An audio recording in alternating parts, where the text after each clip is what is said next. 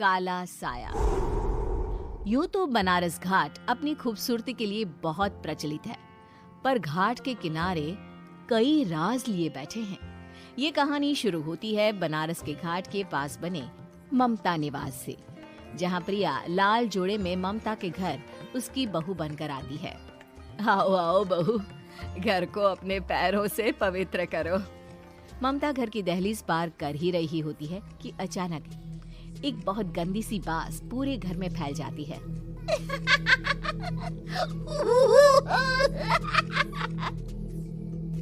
ये बदबू और ये आवाजें, ये कौन हंस रहा है माँ? अब ये पड़ोसी ना हमारे थोड़े अलग से है। कहाँ हम शाकाहारी और ये मांस मच्छी खाने वाले। छोड़, तू ध्यान मत दे और गृह प्रवेश कर। और हाँ बहू, अपनी सास की एक बात हमेशा याद रखना, इन पड़ोसियों से तो कभी बात नहीं करेगी। अच्छे लोग नहीं है ये। अपनी सास की ये बात मानेगी ना बेटा? हाँ माँ, जो आपकी मर्जी, मैं उनसे बात नहीं करूंगी। अगले दिन प्रिया अपनी पहली रसोई बनाने रसोई घर में जाती है। ये छोकी बात तो नाक में जा रही है। एक काम करती हूँ, खिड़की खोल देती हूँ। प्रिया खिड़की खोलने जाती है। इतने जाले, लगता है इस खिड़की को कभी खोला ही नहीं गया। पर ऐसा क्यों? ओह, नॉन वेज की स्मेल आती होगी ना। 2 मिनट के लिए खोल लेती हूँ, फिर बंद कर दूंगी। प्रिया खिड़की खोलती है। खिड़की खोलते ही उसकी नजर सामने वाले घर की खिड़की पर पड़ती है, जहाँ एक लड़की खड़ी होती है। हाथों में मेहंदी, लाल रंग की साड़ी, बिल्कुल सजी धजी, मानो प्रिया की तरह ही वो भी नई नवेली बहू हो। वो प्रिया को देखकर मुस्कुराती है। हे भगवान, माँ ने तो इनसे बात करने को मना किया था। प्रिया फौरन ही खिड़की बंद कर देती है और तवे पर चढ़े रोटी की ओर देखने लगती है, पर वहाँ रोटी न होकर मछली पड़ी होती है। ये क्या? पहली ही रसोई में इतनी बड़ी गलती। हे भगवान, अब मैं क्या करूं? प्रिया बहुत डर जाती है और फौरन रसोई की सफाई करने और फिर सभी के लिए खाना बनाने लग जाती है। जब वो सबको खाना परोसती है, सब तो ठीक है, मैं बेकार में चिंता कर रही थी। हे भगवान, ऐसे ही बस अपनी कृपा बनाए रखना।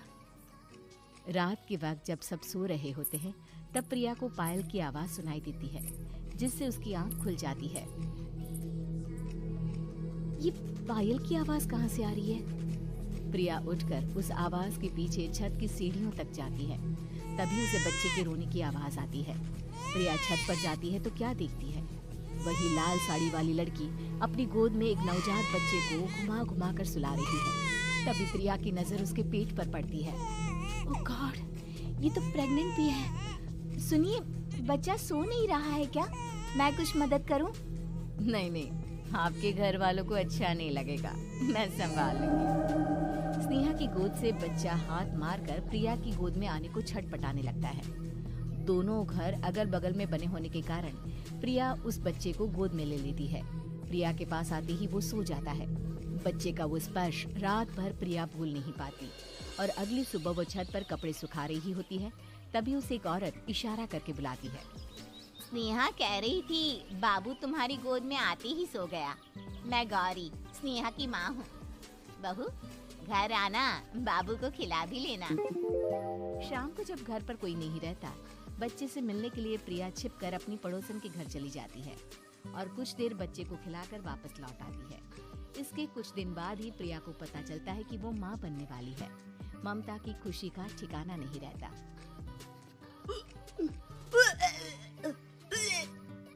माँ जी, पता नहीं क्यों उल्टी आ रही है। प्रिया भागती हुई वॉशरूम में जाती है तो हरे और लाल रंग की उल्टी करती है। उस उल्टी में से कीड़े निकलते हैं। ये क्या? खून और ये कीड़े! माँ! माँ! प्रिया की आवाज सुनकर ममता दौड़ कर आती है, पर बेसिन में कुछ नहीं होता। प्रिया हक्की बक्की रह जाती है। ये सब क्या हो रहा है? प्रिया घबरा जाती है और अपने कमरे में जाकर सो जाती है। डर के कारण वो इतनी थक जाती है कि उसकी आंख लग जाती है। तब उसे ऐसा लगता है उसके पेट पर मानो कोई बैठा हुआ हो। कौन हो? प्रिया के पेट पर एक 5 महीने की बच्ची बैठी हुई थी, जो बुरी तरह जली हुई थी। माँ, तुम ही मुझे लाई ना अपने पेट में। मैं तुम्हारी माँ नहीं हूँ। कौन हो तुम? माँ, देखो मैं जल गई बुरी तरह से। 6 महीने पेट में रहने को भी मुझे नहीं मिला। सहला दो ना माँ। बचाओ, बचाओ, माँ! ममता दौड़कर कमरे में आती है। प्रिया की बातें सुनकर वो सब समझ जाती है। तू कहीं बगल वाले घर में तो नहीं जाकर आई ना बहू? मुझे माफ कर दो, मैं गई थी माँ। उस घर में सब मरे हुए हैं बहू। कई साल पहले स्नेहा उस घर में बहू बनकर आई थी। कुछ ही दिन में वो एक बच्चे को जन्म देने वाली थी। पूरा घर बच्चे के आने की खुशी में खोया था कि एक दिन अचानक उस घर में आग लग गई। सब बुरी तरह जलकर मर गए। गौरी आज भी दादी बनने का इंतजार कर रही है और इसीलिए स्नेहा ने अपना अजन्मा बच्चा तुम्हारी कोख में डाल दिया। ममता ये कह रही होती है कि पीछे से उसके पैरों को एक बच्चा पकड़ लेता है। दादी, दादी। माँ, स्नेहा की गोद में यही बच्चा था। ये बच्चा कौन है फिर? तेरी मौत है। तेरी भी दादी। जिस चीज का ममता को डर था वही हो गया। ममता निवास के ऊपर मौत ने चादर बिछा दी थी। प्रिया का पेट ऐसे बढ़ जाता है मानो 9 महीने का हो। 2 हाथ उसके पेट से बाहर निकलते हैं। बहू, संतोष को फोन कर, किसी पंडित जी को बुला बहू। प्रिया का पति भागता हुआ घर आता है। ये तो होना ही था माँ। तेरा पाप तेरे सामने आ गया तो तू सह नहीं पा रही है।